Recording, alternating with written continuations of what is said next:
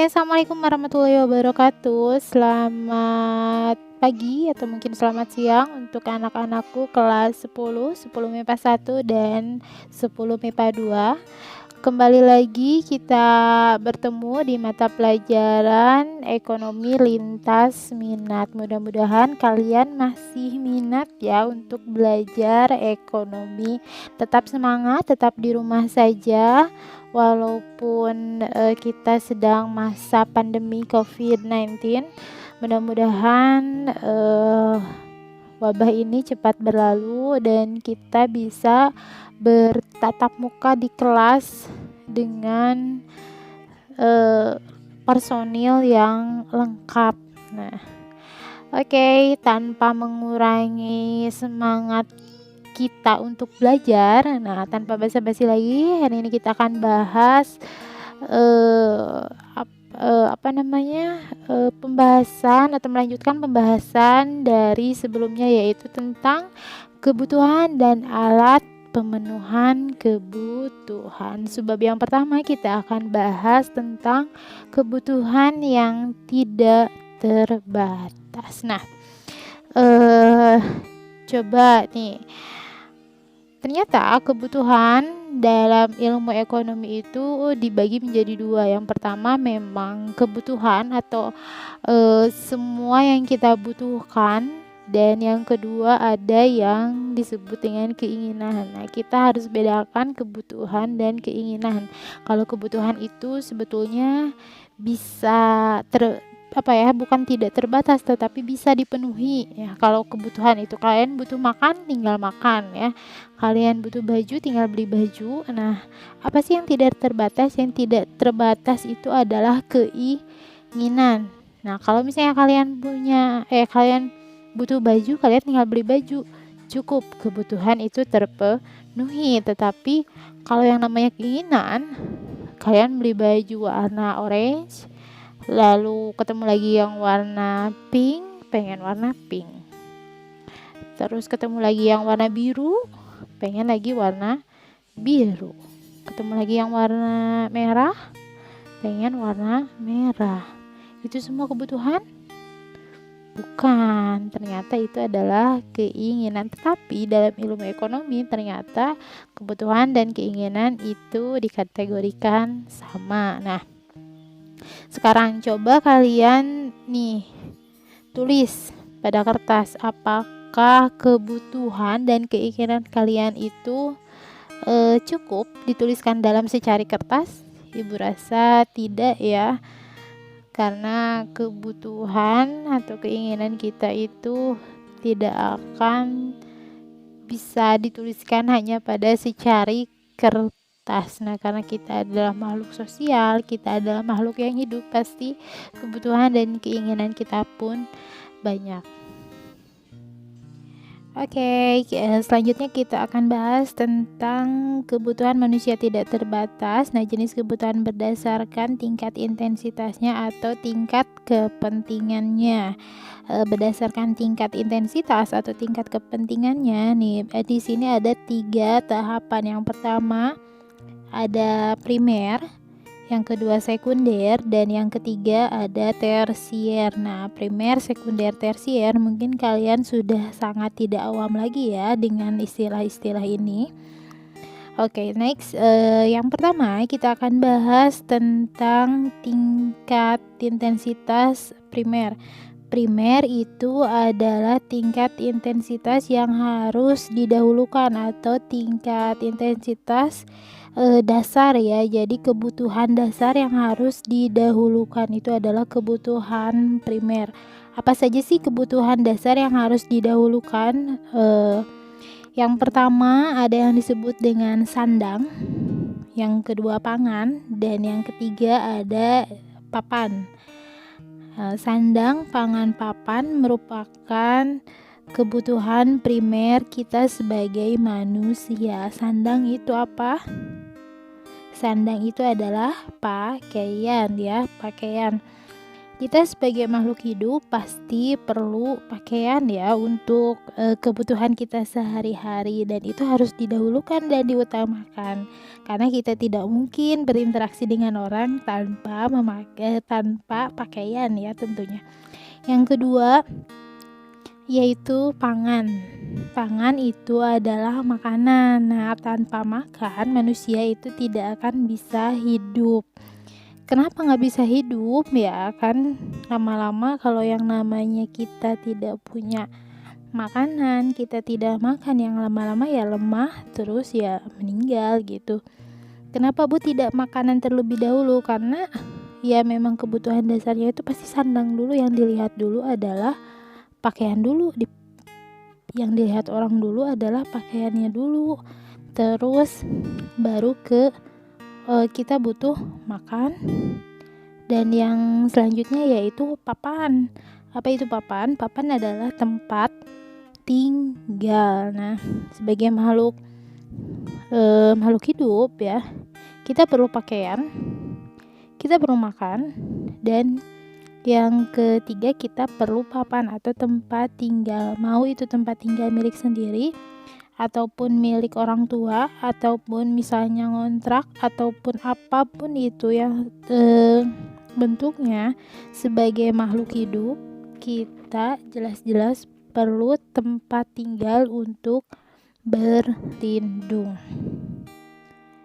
Nah, setelah kalian terpenuhi kebutuhan primernya ya, next selanjutnya yaitu kebutuhan sekunder. Apa sih kebutuhan sekunder? Nah, kebutuhan sekunder adalah tingkat kebutuhan kedua setelah primer, atau tingkat kepentingannya itu berada di tengah. Nah, kalau tingkat primer itu tadi sudah disebutkan ada sandang, pangan, papan.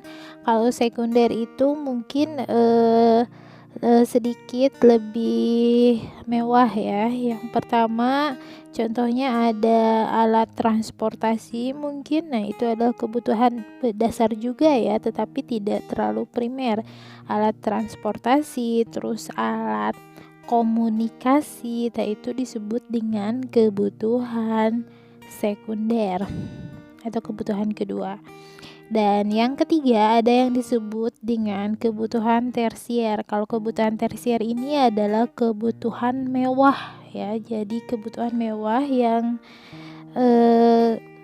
kalau misalnya kalian punya rezeki lebih, kalian mungkin bisa membeli kebutuhan tersier ini. Contohnya apa? Contohnya misalnya perhiasan, barang-barang mewah, dan semua yang mewah-mewah. Nah, misalnya liburan, nah itu disebut dengan kebutuhan tersier. Oke, next selanjutnya ada kebutuhan tidak terbatas. Nah, ini di jenis kebutuhan berdasarkan subjek yang membutuhkan. Jadi berdasarkan siapa sih yang membutuhkannya. Yang pertama ada kebutuhan individu, yang kedua ada kebutuhan, ini bukan tersier ya, tapi kebutuhan kolektif. Nah, ada kebutuhan individu dan juga ada kebutuhan kolektif. Jadi kebutuhannya dibutuhkan oleh sendiri atau dibutuhkan oleh bersama ya. Nah, ini kolektif ya. Ini kebutuhan kolektif. Oke, nah kebutuhan individu contohnya apa? Nah, ini adalah kebutuhan-kebutuhan yang dibutuhkan oleh diri pribadi atau diri masing-masing, seperti misalnya baju, makan, terus apalagi ya, tempat tinggal sendiri, kan itu dibutuhkan oleh individu. Yang kedua ada kebutuhan kolektif atau kebutuhan yang dibutuhkan oleh masyarakat banyak. Contohnya apa? Contohnya jalan raya, rumah sakit, gedung-gedung perkantoran, mall, mungkin tempat rekreasi. Itu adalah sebuah kebutuhan. Dia kalau menurut subjeknya itu adalah kebutuhan kolektif ya, atau orang banyak. Next, selanjutnya ada jenis kebutuhan berdasarkan waktu. Nah, berdasarkan waktunya, kamu butuhnya kapan sih? Nah, apa butuh sekarang atau butuh masa yang akan datang? Nah, misalnya, ketika kamu lapar, sekarang nih, udah jam 12 siang, kamu lapar, apa yang kamu butuhkan sekarang? Iya, bener, kamu butuh makan. Itu yang kamu butuhkan sekarang. Terus, misalnya pas mau pulang sekolah, hujan, apa yang kamu butuhin? Ya, kamu butuh payung. Nah, apa bedanya dengan yang masa yang akan datang? Jadi kebutuhan yang kita prediksi kalau di masa yang akan datang kamu akan butuh ini. Misalnya apa? Misalnya tabungan pendidikan untuk masa yang akan datang. Kamu tahu kamu pasti akan sekolah misalnya. Jadi kamu menabung untuk masa yang akan datang ketika kamu sekolah atau ketika kamu kuliah.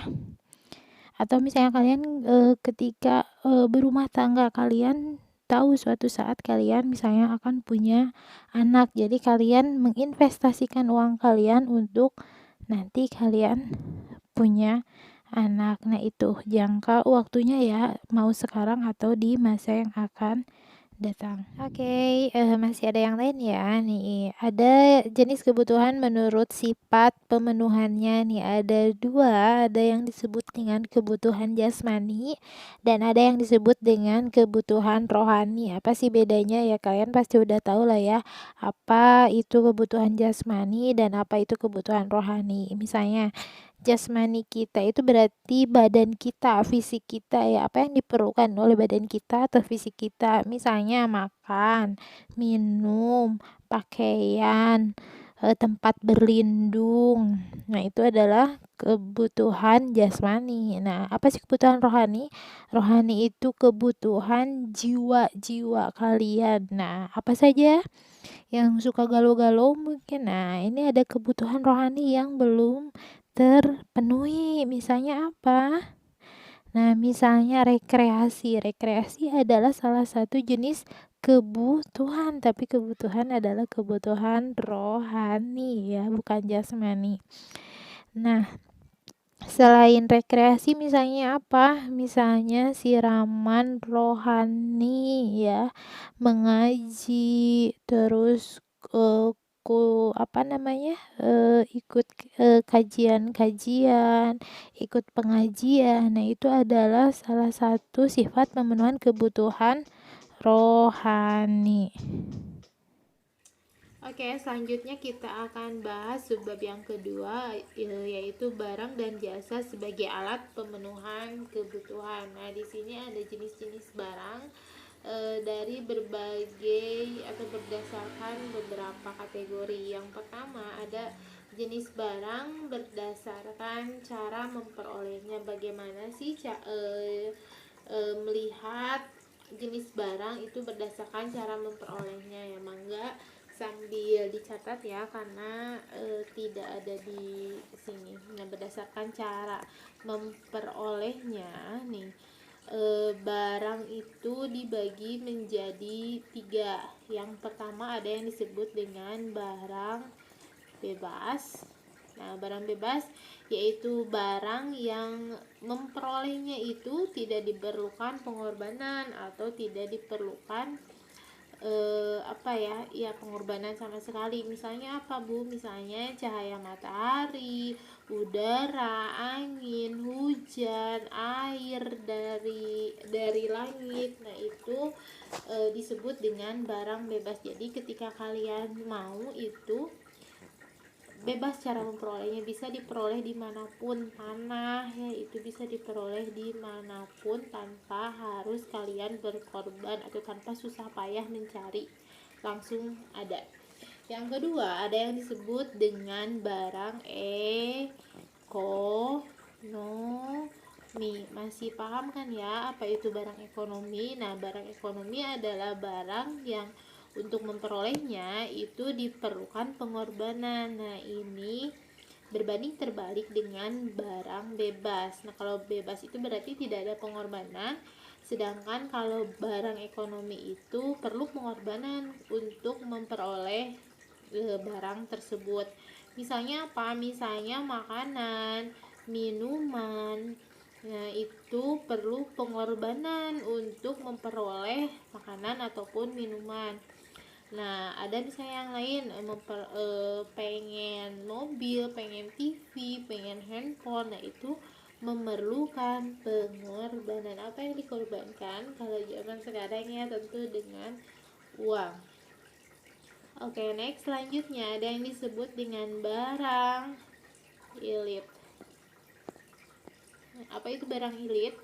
Barang ilit adalah barang yang jika terlalu banyak nih keberadaannya justru akan merugikan. Jadi barang yang kalau sangat banyak jumlahnya itu akan sangat merugikan. Misalnya apa? Misalnya adalah contohnya air. Kenapa air? Ya, air itu adalah barang bebas sebetulnya, tetapi jika jumlahnya banyak akan menjadi banjir dan ini akan merugikan. Nah, yang kedua misalnya apa? Misalnya api. Jika banyak maka akan menjadi kebakaran dan itu juga akan merugikan. Oke, next selanjutnya adalah barang atau jenis-jenis barang berdasarkan tingkat kepentingannya. Yang pertama adalah barang yang esensial. Apa itu barang esensial? Barang esensial yaitu barang yang sangat diperlukan untuk memenuhi kebutuhan hidup sehari-hari. Nah, barang ini permintaannya itu tidak signifikan karena dipengaruhi oleh tingkat pendapatan ya.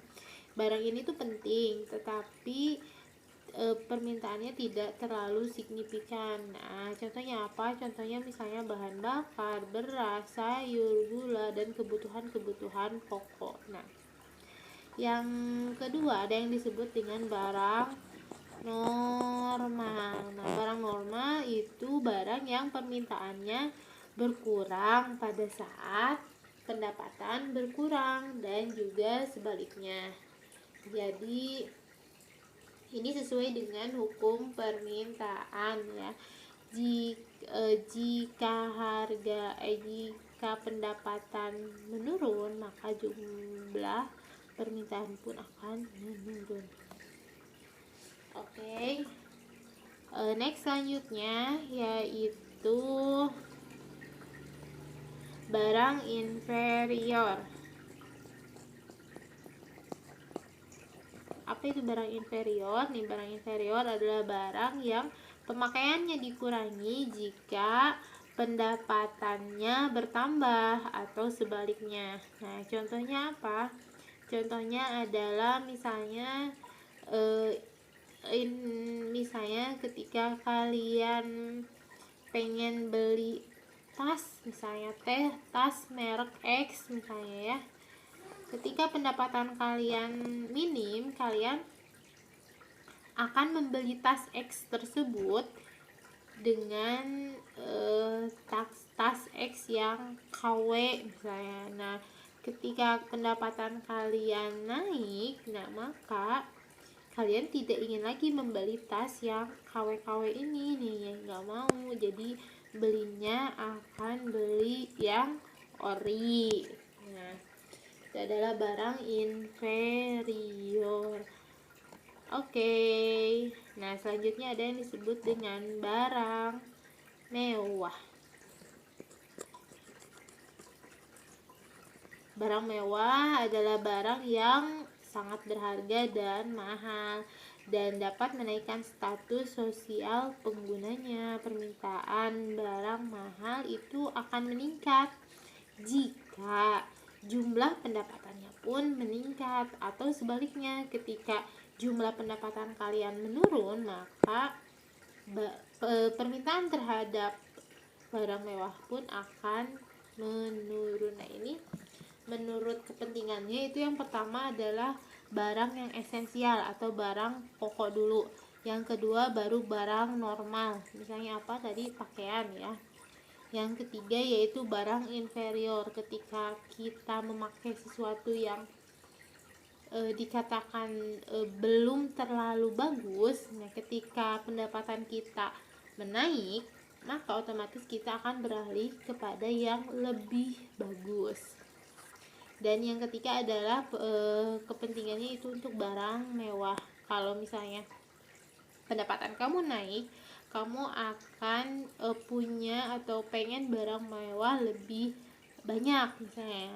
Tapi ketika pendapatan kalian turun, maka barang mewah ini pun bisa jadi menurun atau terabaikan. Oke, next selanjutnya yaitu berdasarkan cara penggunaannya atau menurut kegunaannya. Nah, menurut kegunaannya di sini barang dibagi menjadi dua ya, jenis-jenis barang. Yang pertama ada yang disebut dengan barang produksi, ada yang disebut dengan barang konsumsi. Nah, pasti kalian sudah nggak asing lagi kan ya dengan kata-kata produksi dan juga konsumsi. Nah, produksi itu apa sih? Produksi yakni barang yang digunakan untuk proses produksi lebih lanjut. Misalnya apa, Bu? Misalnya kain. Kain yang akan digunakan lalu nanti dijahit dan baru menjadi pakaian. Nah, itu barang nantinya akan diproduksi kembali. Nah, yang kedua yaitu barang konsumsi. Kalau barang konsumsi, barang yang pada saat kita punya itu bisa langsung digunakan atau bisa langsung dikonsumsi oleh orang tersebut. Misalnya pakaian jadi, minuman jadi, makanan jadi, itu adalah barang konsumsi. Oke, selanjutnya ini berdasarkan cara pembuatan, pengerjaan, atau berdasarkan proses pembuatannya. Ini ada beberapa. Yang pertama yaitu barang itu dikategorikan yaitu barang mentah. Apa sih barang mentah nih? Barang mentah adalah barang yang belum mengalami proses produksi sama sekali. Misalnya kapas, kayu, rotan, padi, tembakau, dan lain sebagainya. Itu adalah barang mentah yang nanti akan diproduksi kembali. Nah, menjadi barang setengah. Aduh, maaf ya kalau tulisannya jadi jelek. Nah, menjadi barang setengah jadi. Barang setengah jadi itu apa? Barang yang sudah melalui satu proses produksi, akan tetapi itu belum siap untuk dipakai atau belum siap untuk dikonsumsi. Misalnya tadi kapas. Kapas diproduksi, nah diproses pembuatan, nah itu akan menjadi kain, nggak akan langsung jadi baju nih. Ada yang disebut dengan kain dulu, kapas menjadi kain. Nah, selanjutnya di sini di proses yang ketiga, nah ini baru ada yang disebut barang jadi. Barang jadi adalah barang yang sudah melalui proses produksi dan siap untuk dipakai memenuhi kebutuhan atau siap untuk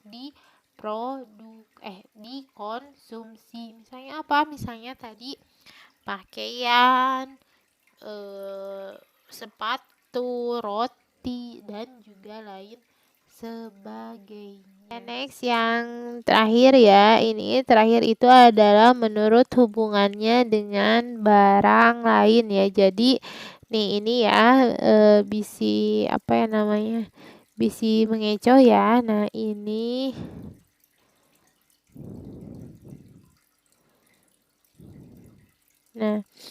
ini itu sepertinya typo ya. Nah, ini menurut cara penggunaan ya. Dan yang bawahnya juga sama ya tuh, menurut cara pengerjaan. Di sini udah ada ya cara pengerjaan. Yes. Cara pengerjaan sudah ada, cara penggunaan sudah ada. Nah, di sini ternyata nih, di sini tipe ya menurut hubungannya dengan barang lain ya. Di sini tulis ya hubungannya dengan barang lain, maka ada yang disebut dengan barang substitusi. Apa itu barang substitusi? Barang substitusi adalah barang yang dapat menggantikan fungsi barang yang lain. Jadi ketika tidak ada A bisa menggunakan B, tidak ada B bisa menggunakan A. Nah, itu adalah barang substitusi atau saling bisa menggantikan. Misalnya apa? Misalnya lampu neon itu dapat digantikan menggantikan fungsi dari lampu pijar sebagai penerangan. Atau misalnya roti bisa menggantikan nasi sebagai kebutuhan pokok Indonesia, kebutuhan pokok manusia. Atau misalnya jagung bisa menggantikan nasi sebagai bahan pokok orang di Papua, misalnya seperti itu ya. Jadi substitusi itu menggantikan ketika yang satu tidak ada, maka bisa digantikan lagi dengan yang lainnya. Yang kedua nih, beda dengan barang komplementer. Komplementer adalah barang yang dapat melengkapi fungsi dari barang yang lain. Misalnya ada barangnya itu mobil. Apa yang melengkapinya? Yaitu bensin. Yang kedua, misalnya ada kopi. Apa yang melengkapi kopi? Yaitu gula. Nah, itu adalah barang yang saling melengkapi satu sama lain. Oke, next selanjutnya yaitu kebutuhan dan alat pemenuhan kebutuhan. Subbab kedua, barang dan jasa sebagai alat pemenuhan kebutuhan nih. Berdasarkan kegunaan suatu barang nih, benda pemuas kebutuhan diciptakan atau diproduksi oleh manusia dengan tujuan tertentu ya. Dengan kata lain, setiap benda pemuas kebutuhan pasti mempunyai nilai guna atau manfaat. Pada dasarnya, semua benda pemuas kebutuhan manusia itu berasal dari alam. Karena yang menyediakan semua bahan bakunya adalah alam. Manusia selalu berusaha untuk mencari dan mengumpulkan bahan baku yang dibutuhkan di alam.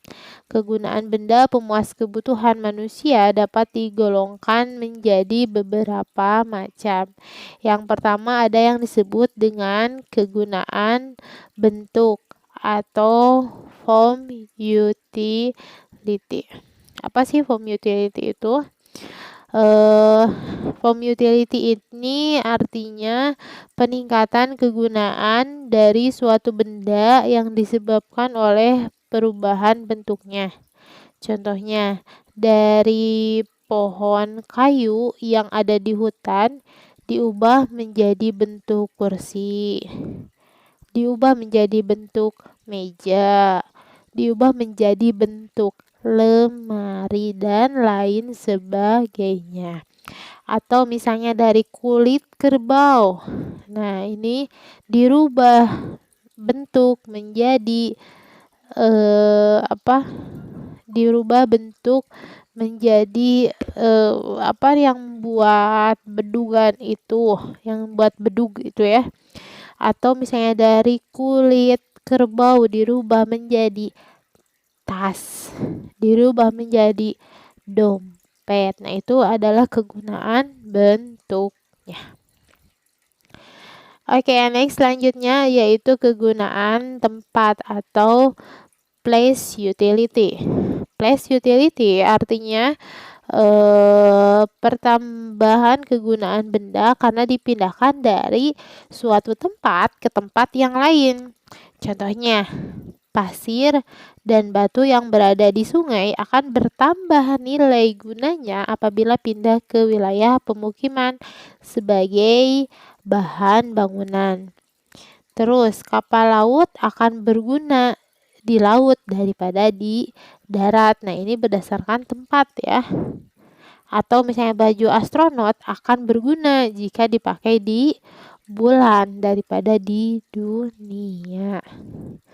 Oke, yang selanjutnya ada kegunaan waktu atau time utility. Nah, kegunaan suatu benda baru terasa jika telah ada pemiliknya atau dimiliki oleh konsumen yang tepat. Dipakai pada waktu yang tepat dan sesuai dengan manfaat benda tersebut. Misalnya, payung. Payung ini akan berguna jika digunakan saat terik matahari atau dalam keadaan sedang hujan. Nah, kembang api juga lebih banyak terjual jika pada hari raya dibanding dengan hari-hari biasa. Oke, yang selanjutnya ini yang terakhir ya adalah kegunaan milik atau ownership utility. Nah, ini ada nilai guna barang akan bertambah apabila pindah status kepemilikannya. Contohnya, gergaji akan lebih berguna jika dimiliki oleh tukang kayu daripada guru. Nah, cangkul juga akan lebih berguna jika dimiliki oleh petani daripada anak sekolah. Nah, oke, sekian materi untuk hari ini. Mudah-mudahan bermanfaat. Terima kasih untuk waktunya. Terima kasih untuk supportnya. Terima kasih untuk selalu menyimak videonya. Mudah-mudahan kalian sehat. Mudah-mudahan kita cepat dipertemukan di ruang kelas yang Ibu sangat rindu dengan ruang kelas yang sesungguhnya. Mudah-mudahan Allah segera mengangkat virus COVID-19 ini. Terima kasih banyak. Wassalamualaikum warahmatullahi wabarakatuh.